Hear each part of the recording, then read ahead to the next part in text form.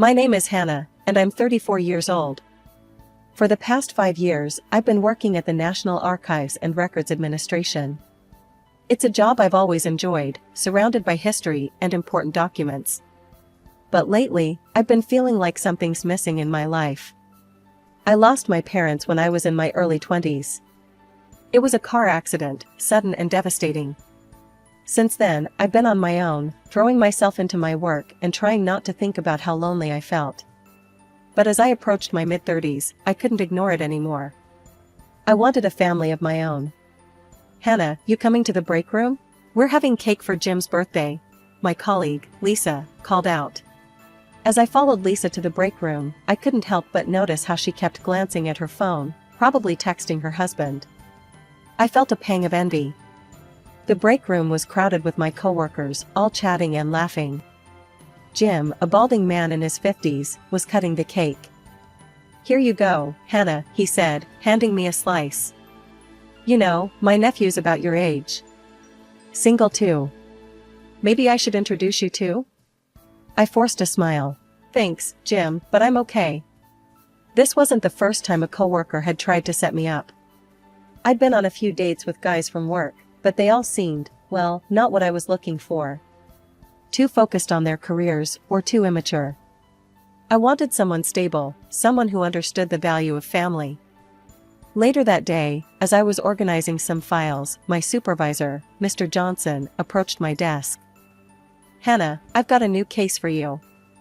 A farmer from upstate is looking for information on a neighboring plot. Says it's abandoned and he wants to buy it. Think you can handle it?" I nodded. "Of course, Mr. Johnson. I'll get right on it." "Good. He'll be coming in tomorrow morning. His name's Daniel Miller." As Mr. Johnson walked away, I couldn't help but feel a little excited. A farmer. That was different from our usual clients. I wondered what he'd be like. The next morning, I arrived at work earlier than usual. I'd spent extra time on my appearance, though I tried to convince myself it was just another day. As I settled at my desk, my colleague Lisa gave me a knowing look. "Someone's looking nice today," she teased. "Hot date?" I rolled my eyes. "No, just meeting a new client. A farmer looking for property records." Just then, Mr. Johnson appeared with a man I assumed must be Daniel Miller. My jaw nearly dropped. This was not the old, bearded farmer I'd imagined. Daniel was tall, probably in his early 40s, with salt and pepper hair and kind eyes. He wore jeans and a plaid shirt, looking somewhat out of place in our office full of suits. "Hannah, this is Mr. Miller," Mr. Johnson introduced us. "He'll be working with you on finding those property records." Daniel extended his hand. "Please, call me Dan." "It's nice to meet you, Hannah." His handshake was firm, his hands calloused from hard work. I felt a flutter in my stomach that I quickly tried to squash. "Nice to meet you too, Dan. Shall we get started?" As we settled into my workspace, I couldn't help but notice how Dan's presence seemed to fill the room. He had a quiet confidence about him that was intriguing. "So, tell me about this property you're interested in," I prompted, trying to keep things professional. Dan leaned forward, his eyes lighting up. "It's the plot next to my farm. Been abandoned for years. I'm hoping to expand, maybe start an orchard. But first, I need to track down the owners." As he spoke, I found myself drawn in by his passion. It was refreshing to see someone so enthusiastic about their work. We spent the next few hours poring over old property records. Dan was surprisingly knowledgeable, asking insightful questions that made our search easier. As we worked, we fell into an easy conversation. "So, how long have you been farming?" I asked during a lull. Dan's face softened. "Born and raised on a farm. Took over from my dad about 15 years ago. It's not always easy, but I love it." There was something in his tone that made me curious. "Sounds like there's a story there." He hesitated for a moment. "Well, it's just me and my boys now. My wife, she passed away a few years back." My heart clenched. "I'm so sorry, Dan. That must be hard." He nodded, a sad smile on his face. It is. But my boys, they keep me going. They're 7 and 5 now. Great kids. I felt a wave of sympathy wash over me. I lost my parents years ago. I know it's not the same, but I understand loss. The rest of the day flew by. We made good progress on the property search, but it was clear we'd need more time. As Dan was leaving, he hesitated. Listen, Hannah. I know this is unconventional, but would you like to grab a coffee sometime? To discuss the case, of course. I felt my heart skip a beat. I'd like that, Dan. For the case, of course. Over the next few weeks, Dan and I met regularly, ostensibly to work on his property case. But our conversations often strayed beyond land records and legal documents. I found myself opening up to him in a way I hadn't with anyone in years. One day, as we were wrapping up our work, Dan hesitated. Hannah, I hope I'm not overstepping, but would you like to come out to the farm this weekend? Meet the boys? We're having a little barbecue, nothing fancy. My heart raced.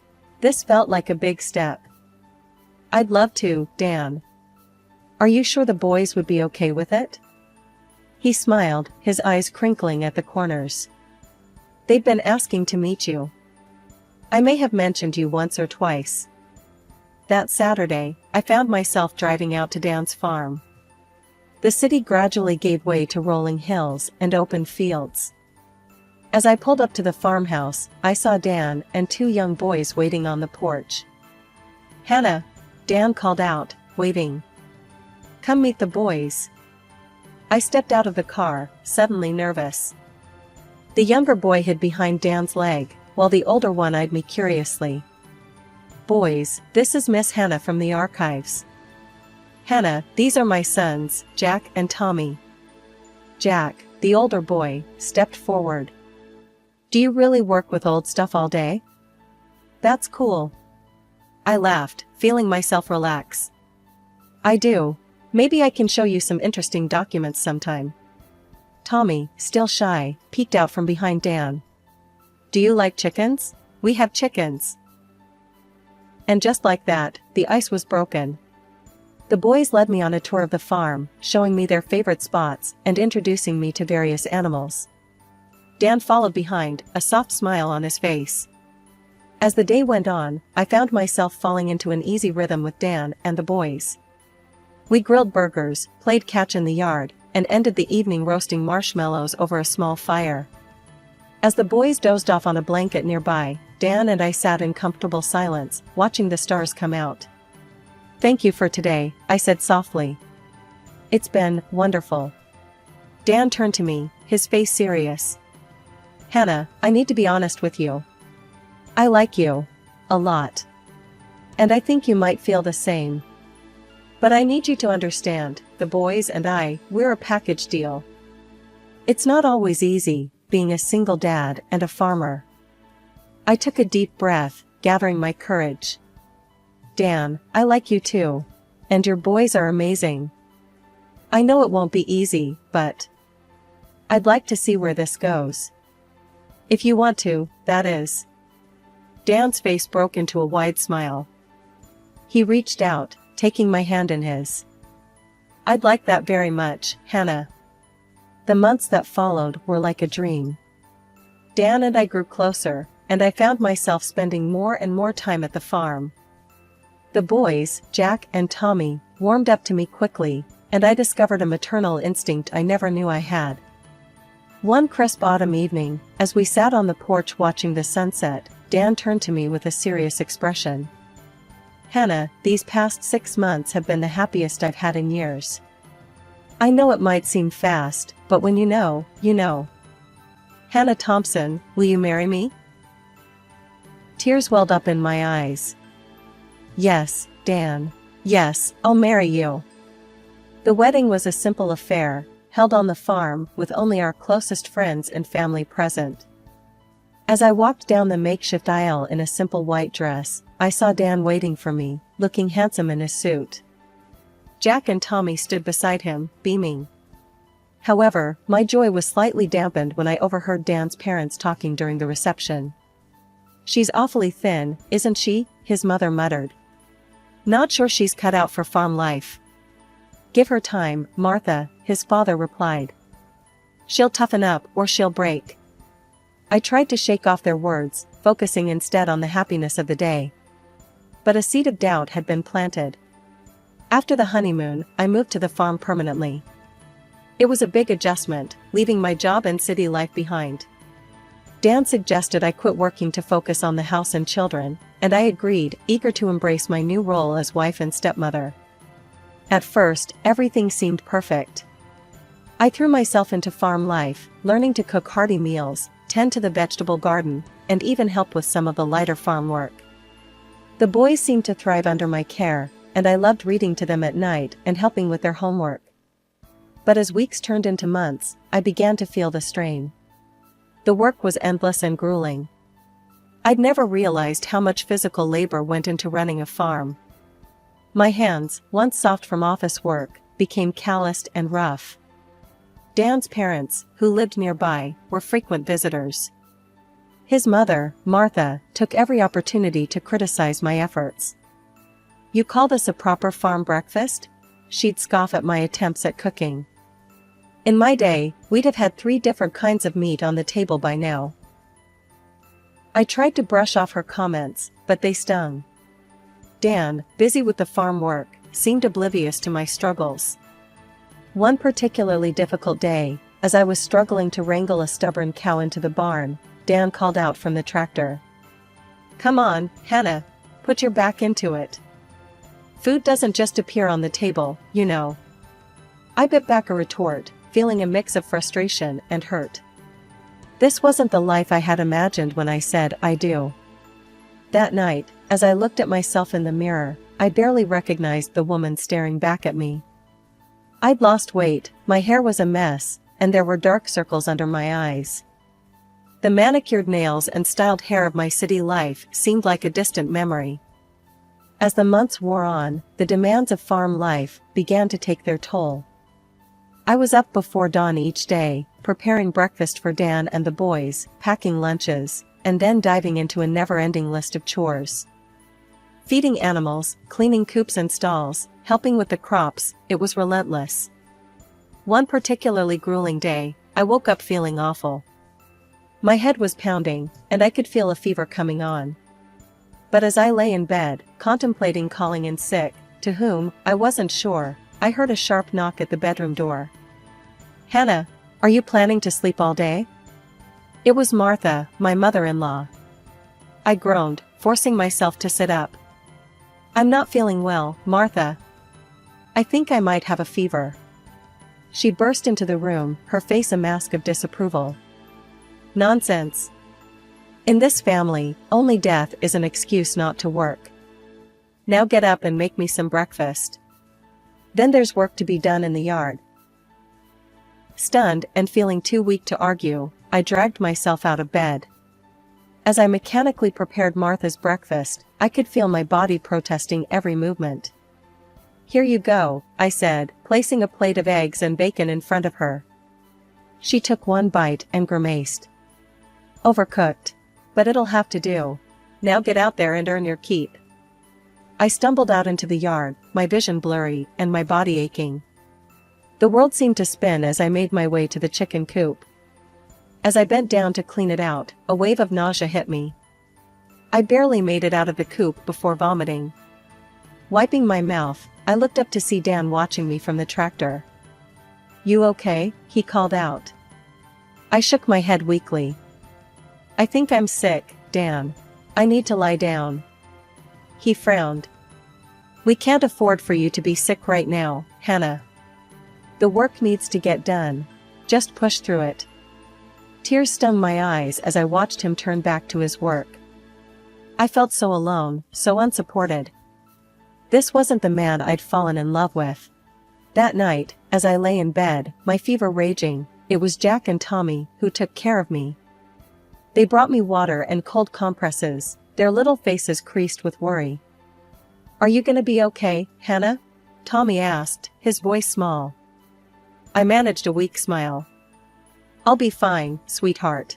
Thank you for taking care of me. As the boys left the room, I heard Dan's voice in the hallway. Boys, leave Hannah alone. She needs to rest so she can get back to work tomorrow. In that moment, something inside me snapped. This wasn't the life I wanted. This wasn't the family I dreamed of. I needed to make a change. But just as I'd made this resolution, life threw me another curveball. A few weeks later, as I was getting ready for another day of endless chores, a wave of nausea hit me. But this time, it wasn't from illness. With shaking hands, I took a pregnancy test. As I waited for the results, my mind raced. A baby? Now? How could I handle a newborn on top of everything else? When the test showed positive, I felt a mix of joy and terror. I had hoped for some reprieve from the grueling farm work, but my expectations were quickly dashed. If anything, the demands on me seemed to increase. You're eating for two now, Martha would say, piling more work on my plate. That means you should be working for two as well. I was 7 months along when Dan's father approached me one afternoon. Hannah, we need to clear out the old storage room for the baby. Get to it, will you? Exhausted and aching, I nodded silently and made my way to the cluttered room. As I sorted through years of accumulated junk, I came across a dusty old box tucked away in the corner. Curiosity got the better of me, and I opened it. Inside, I found a leather-bound book. As I flipped it open, my heart nearly stopped. It was a diary belonging to Marie, Dan's first wife. I knew I shouldn't read it, but something compelled me to do so. As I began to read, tears started streaming down my face. Marie's words painted a picture of a life not unlike my own: endless work, constant criticism, and a husband who seemed oblivious to her struggles. But as I read on, the entries became darker. The pain is unbearable, one entry read. I begged Dan to take me to a doctor, but he says we can't afford it. His parents say I'm just being weak. But I know something is wrong. I can feel it. My hands shook as I turned the pages. The final entry made my blood run cold. I can't take it anymore. The pain, the work, the loneliness. They won't let me get help, won't even buy me medicine, because it's an unnecessary expense.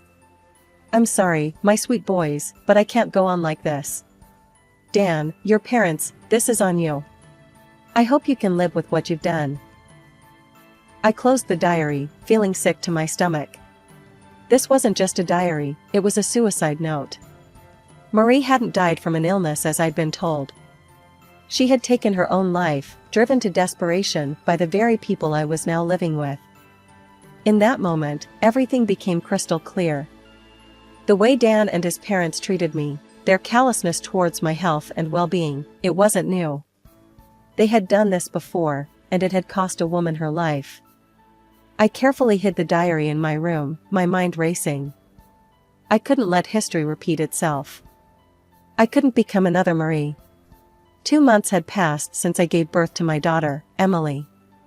The joy of motherhood was overshadowed by the relentless demands of farm life. Night and day blurred together as I struggled to care for a newborn while still tending to Jack and Tommy, cooking meals, cleaning the house, and managing the endless chores that came with the animals. One afternoon, as I was hanging laundry outside, I heard raised voices coming from the barn. Curiosity and concern propelled me forward, and I crept closer to listen.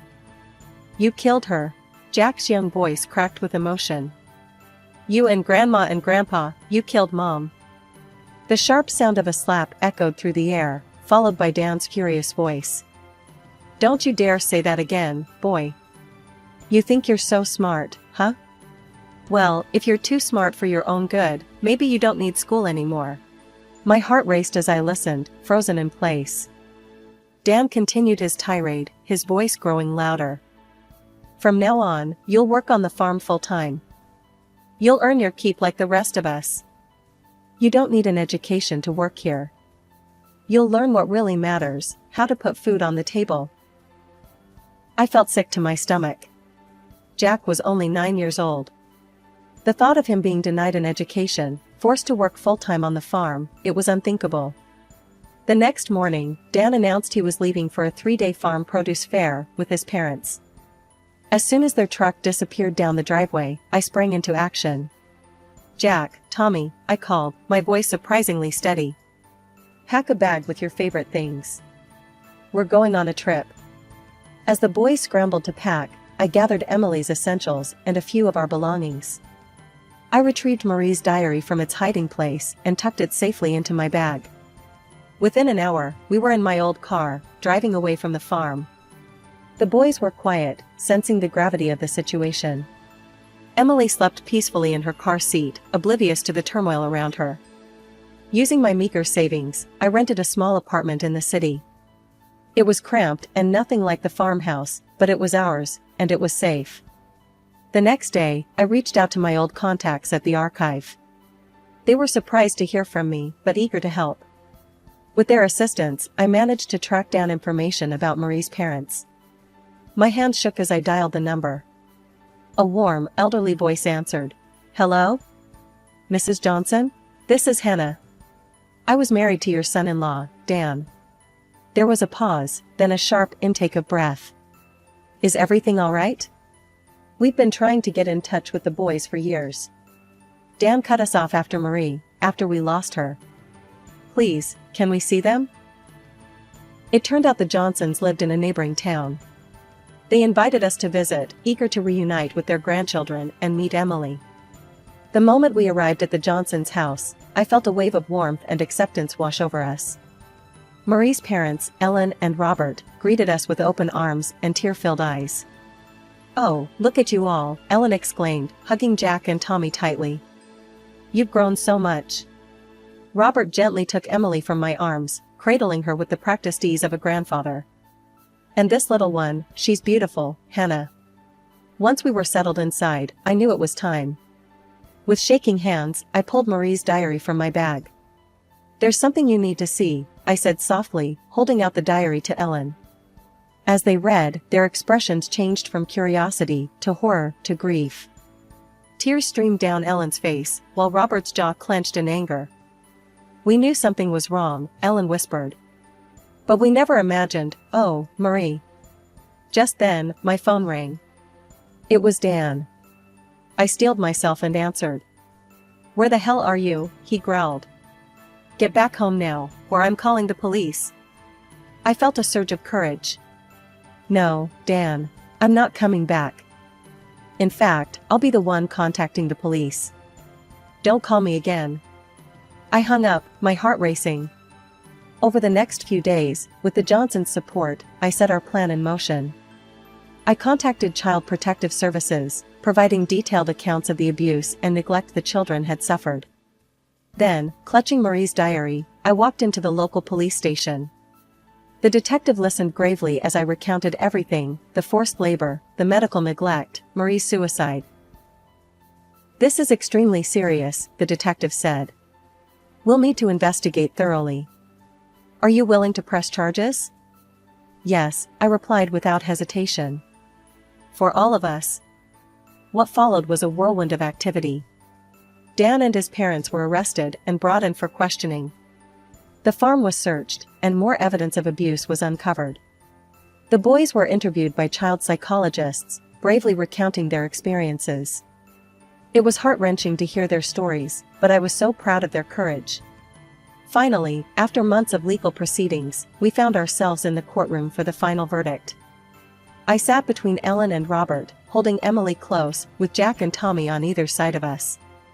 The judge's voice rang out clearly. "In light of the overwhelming evidence, this court finds the defendants guilty of child abuse, neglect, labor exploitation, and criminally negligent homicide in the death of Marie Johnson." I heard Ellen's sharp intake of breath beside me. The judge continued. "Daniel Miller is sentenced to 10 years in prison. His parents, Martha and George Miller, are each sentenced to 7 years." As the gavel came down, I felt a complex mix of emotions: relief, vindication, sadness, and hope. I looked at the boys, seeing a weight lift from their young shoulders. In the aftermath of the trial, our lives began to take on a new shape. Marie's parents were godsends. They opened their home to us, providing a safe haven as we navigated the choppy waters of our new reality. "Your family now, Hannah," Ellen said one evening, as we sat on their porch watching the kids play in the yard. "We're here for you, whatever you need." Their support was unwavering. They helped with childcare during the seemingly endless court proceedings and meetings with lawyers. Robert would often take Jack and Tommy fishing, giving them a chance to just be kids again. Ellen doted on baby Emily, singing her the same lullabies she once sang to Marie. With their encouragement, I hired a skilled divorce lawyer. The Johnsons insisted on covering the legal fees. The divorce proceedings were mercifully straightforward, given Dan's incarceration. When it was finalized, I was awarded full custody of all 3 children and substantial compensation from Dan's assets. As much as I appreciated the Johnsons' hospitality, I knew it was time for us to stand on our own feet. Using part of the settlement money, I rented a comfortable apartment in the city, close to my old workplace and a well-regarded school. The day I walked back into the National Archives felt like coming home. My colleagues welcomed me with open arms, and my boss was more than accommodating about my need for a flexible schedule. Enrolling the kids in school was a bittersweet moment. Jack and Tommy were excited but nervous, having been out of formal education for so long. Emily started at a nearby daycare. I'll never forget the lump in my throat as I watched them all head off that first morning, their backpacks seeming too big for their small shoulders. Ellen and Robert were frequent visitors, their presence a constant reminder that we weren't alone. They doted on all 3 children equally, showering them with the grandparental love they'd been denied for so long. One Sunday afternoon, as we all sat around the living room after a big family lunch, Robert cleared his throat. "Hannah, Ellen and I have been talking," he began, looking slightly nervous. "We've updated our will. We want you and the kids to be taken care of, no matter what happens." I was stunned. "But I'm not." Ellen reached out and squeezed my hand. "You're our daughter now, Hannah. And those are our grandchildren. We want to make it official." Tears welled up in my eyes as the magnitude of their gesture hit me. This was what family was supposed to be, unconditional love and support. As I looked around the room at the faces of my children and these 2 wonderful people who had embraced us so completely, I felt a sense of peace settle over me.